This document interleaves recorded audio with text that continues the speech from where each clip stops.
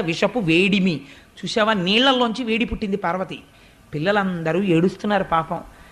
ప్రభువయ్యుంటకు ఆర్తల ఆపద గెంటించుట దాన ఫలము దానం కీర్తి మృగాక్షి. ప్రభు అన్నవాడు ఏం చెయ్యాలి? బిడ్డలకి కష్టం వస్తే ఆదుకోవాలి.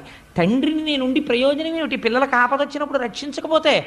అందుకని వాళ్ళని రక్షించాలనుకుంటున్నాను పార్వతి. అంటే ఏమిటి దాని ఉద్దేశ్యం?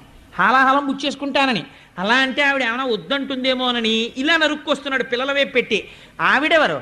ఆవిడ ఈ సమస్త బ్రహ్మాండములకు ఆ బ్రహ్మకీట జనని. మాతృత్వం భర్తృత్వాన్ని కూడా తోచేస్తుంది ఒక్కొక్కసారి.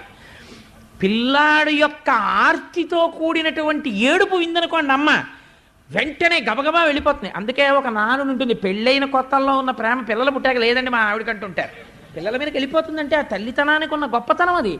అందుకని అమ్మతనాన్ని ఆవిడలోంచి ఉద్భుతం చేస్తున్నాడు శంకరుడు. ఎటువంటి మహాత్యాగండి నా స్వామి. అందుకని